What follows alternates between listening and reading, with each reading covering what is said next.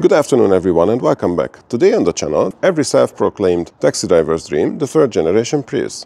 This car is from 2011 and it's in the premium trim, which was the highest trim level available in Europe. So it's got a lot of features and this is going to be an in-depth look at the car, both on the outside and the inside. First, let's open it up. It does come with the keyless access, so you just have to have your key in your pocket. You grab behind and it opens up automatically. And to lock it back, you just have to touch here, and with this single beep it lets you know that the car is locked. If we go to the rear, of course the opening function also works from the trunk lid. You just reach behind, click the button and you can open it up.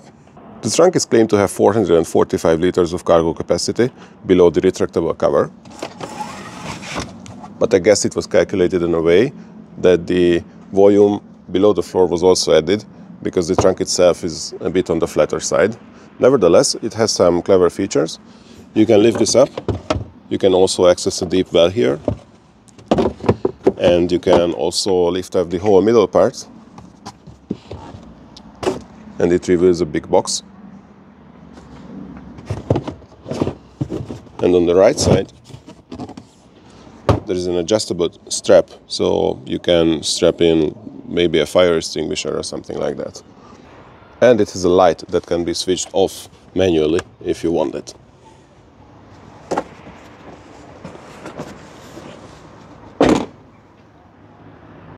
Let's take a look at the rear part of the cabin. The door panel is made from a hard plastic, but this part is carpeted nicely with a soft material. Also, there is no pocket down there. But if we look inside, we can still see that there is a decent amount of legroom here. I'm 193 centimeters tall, that's like 6'4", and there is still a decent space behind me. Also, there is a big armrest with two cup holders and some pockets at the seat backs. And on the ceiling, a light and grab handles for each side. The scene in the front doesn't change dramatically compared to the rear. However, there is already a door pocket here and the light down there. And the door pocket may not be the biggest in the automotive industry, but there is a ridiculous amount of storage for the front occupants. First of all, there is this cup holder which can be opened or closed. There's another one revealed by the sliding armrest. This one can be removed. And also the armrest can be folded up, revealing a tray. And if you fold the tray up, there is a big decent box with a 12-volt outlet and a jack. And also in front of the center console there is a large tray, nicely carpeted, also with a 12-volt outlet.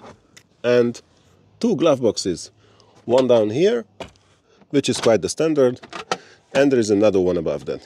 So all in all, I think there is no need to complain about the lack of storage for this car. And now let's check out the driver's area. But before doing that, let's have a look at the wheels. This model was available with 15 and 17-inch rims, and these are the 15s as you can see.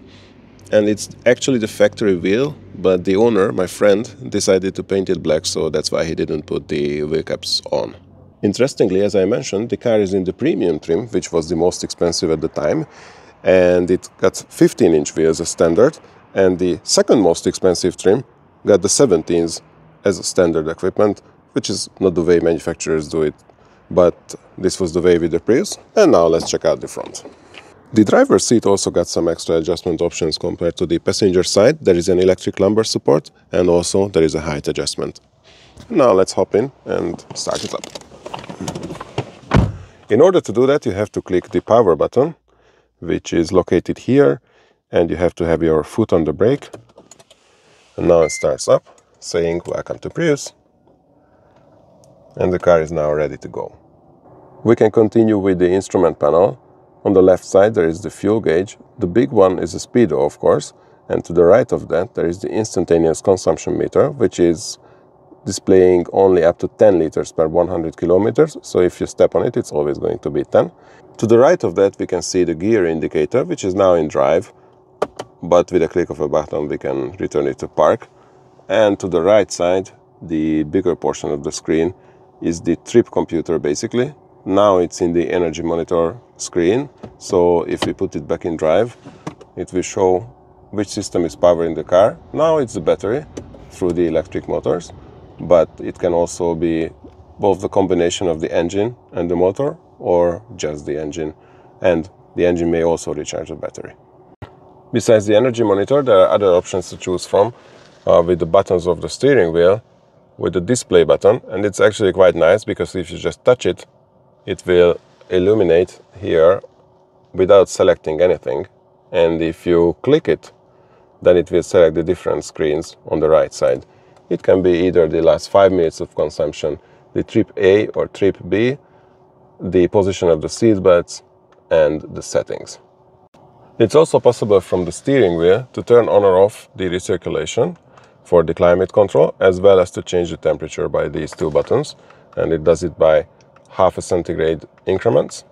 And on the left side, you can adjust the volume, the mode, which can be either radio, CD, a hard drive, Bluetooth, or the jack input. And there is also the track selection here. In the silver part of the wheel, there are also buttons for the telephone and the voice command. If we look to the left, in true Japanese fashion, there are the buttons that everybody forgets about, except for the mirror adjustment, of course. Here is the headlight washer. This one can be used to turn on the ventilation when the car is shut down. It's equipped with a solar roof panel, so the electricity generated by that can be used to turn on the fan, and it doesn't let the interior get so hot on a hot sunny day as it would normally do in a regular car.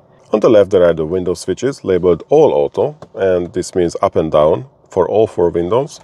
There is also the switch for the central locking and the one to disable the windows. On the right side of the steering wheel there is the stalk for the cruise control, and there is also a hidden button here which is responsible for turning on the park assist. In the top left corner of the center console you can set the clock, adjust the brightness of the instrument panel, and change the settings of the head-up display.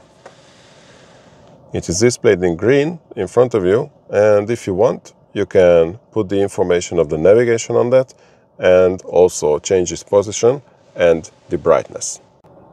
The main screen also gives you a lot of options. This is the audio page with the list of sources available over here, but we can change it, let's say, to navigation, and it gives you the navigation display.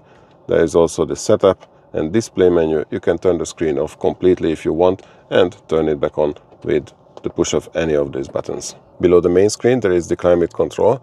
This is a fully automatic system with a single zone, and there are also the buttons for the drive mode selection here, which can be EV, Eco or Power modes. Here is the shifter with the park button separately, and of course there are the usual reverse, neutral and drive options, and there is also the B, which gives you a bit more engine braking, so if you are coming to a stoplight, this may be helpful. If we look up, we can see that there is a decent sunroof, and it's of course operated electrically, and the shade is manual. In the sun visors there are also lights and mirrors that can be used. In the light panel there are the switches for the reading lights on both sides, and of course to turn on or off the lighting in the whole car, including the rear illumination. And now we can take a look under the hood. Let's open it up and check what's inside. In here there is the 1.8 liter 4-cylinder engine with 99 horsepower, plus the electric propulsion, which is rated at 82 horsepower, and the total system output is claimed to be 136. This gives you a top speed of 180 kph, which is quite enough for economical driving. In the end, I would like to say thank you for tuning in, and I hope you enjoyed, and until next time, take care, bye bye.